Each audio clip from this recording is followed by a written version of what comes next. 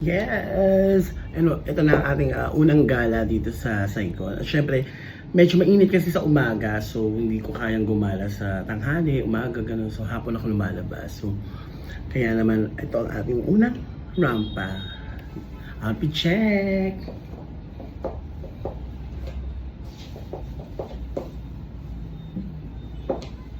Diba? Rampang-rapang aura natin for today's video.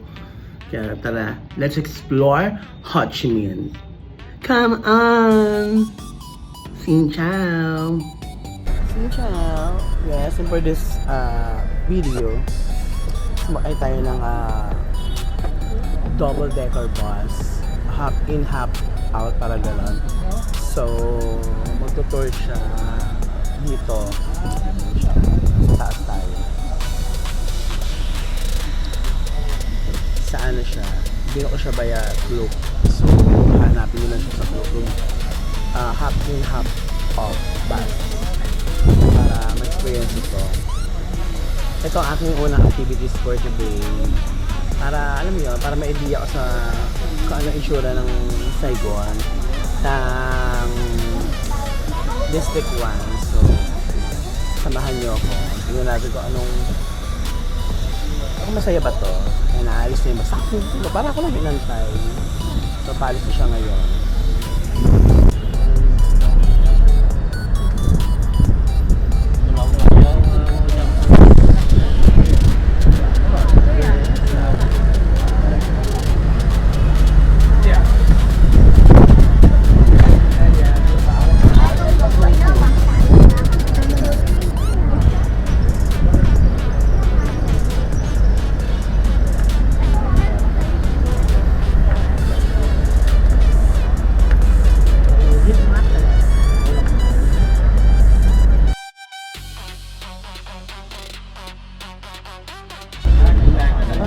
Itong area na to, parang kaya ito yung ano.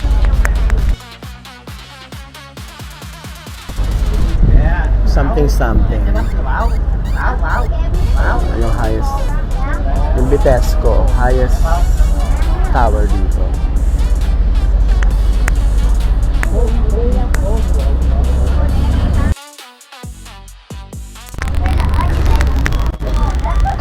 Yan. Parang itong area na to, parang dito yung mga dito yung pinaka-center. Ito yung ano yung area yung side yan. So dito ako pupunta. Dito ako maglalagala later. Or maybe tomorrow siguro. Siguro bukas ako pupunta rin. Para malilimin lang. Parang ang ulan niya na. Huwag naman sana. So yeah. As you can see, ang daming coffee shop talaga sa lugar na to. Kahit saan ka magawi dito, parang coffee shop kasi coffee shop is life.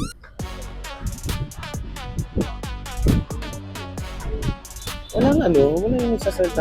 Akala ko yung nagsasalita. Akala ko yung tour na ito, may nagsasalita. Yung sinasabi bawat lugar, yung wala pala. Let's see that.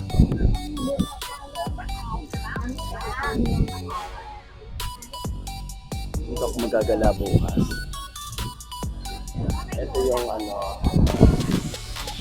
Saigon Opera House. Dami naman itong mga branded but here.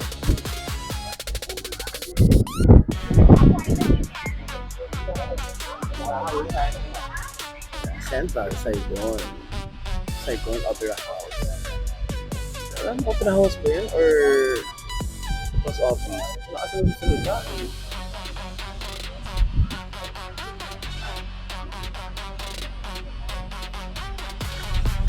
Bali bukas. Meron ako tour tomorrow. So, maaari. Ma-explain sa akin yung mga ganyang bagay-bagay.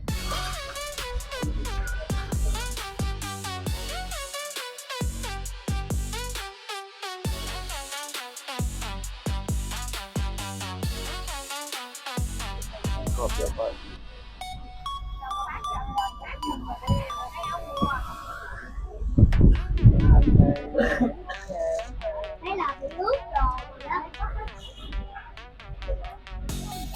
Yan ang proprio partner.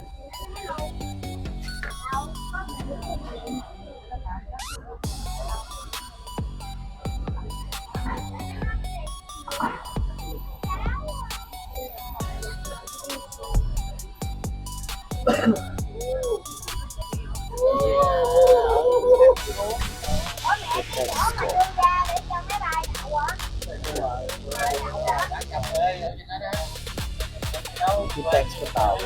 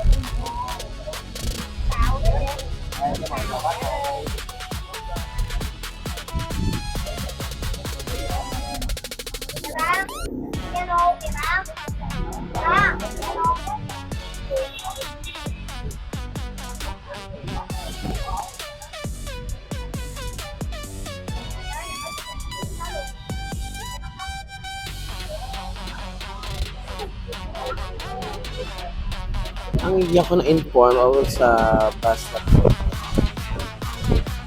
Naka-contact lens pala ako, nakalimutan ko. So, natutulog siya. At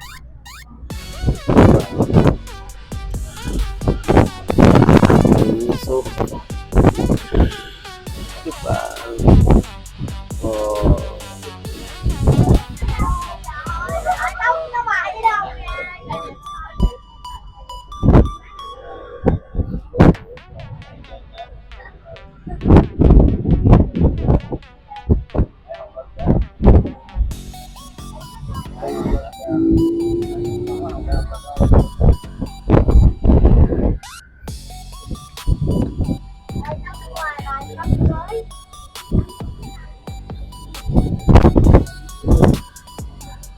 ang ganda sa ride na to, lahat ng alikabok kumukuha ng peso. Ano na ito yung musiko ha? Kahit yung klima niya, medyo mas malamig siya ng very light sa Pilipinas. Pero sa tanghali, mainit din talaga. Kasi mainit talaga na malala. Kaya hindi ko kaya lumabas sa tanghali. Mas gusto ko sa bahay lang ako sa tanghali. Hindi ko kaya na yung gagala ko. Sa umaga, siguro mga 7 to 9, kaya kong gumala. Pero kapag lumagpas na ng gano'n, sobrang init kasi sakit sa balat. So, stay na ako sa hotel. I'd rather stay sa hotel. So, para magiging laban ko dito is 7 to 9. Tapos, 10. Parang 4 p.m. hanggang madaling araw. Ang maganda pala dito sa bus na to. Ay, ito namin paligid. Stroll around. Kasi sa oras na dito mag-ikot. Ano lang to, siguro wala pang 300. Diba? No market. Wala pa sa 300 ng buko. Not bad.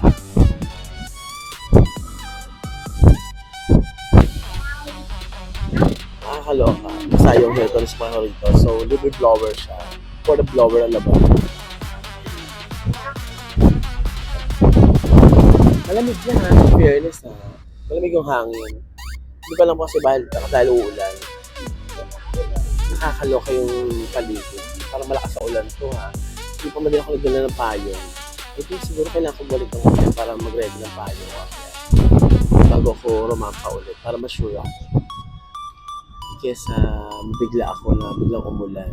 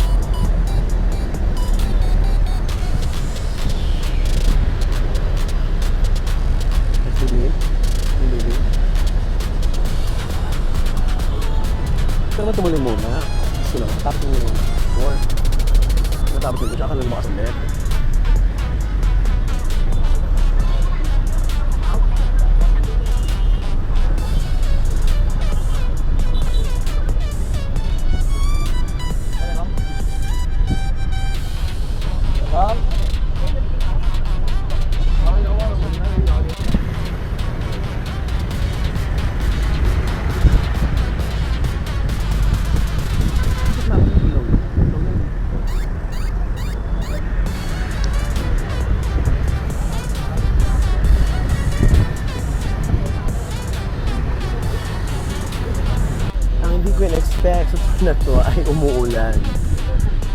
Umuulan siya, guys. So, basa trip yung ulan. Iba nagbabaan, tapos matibay dito sa taas. Failed yung ating hop in, hop off tour.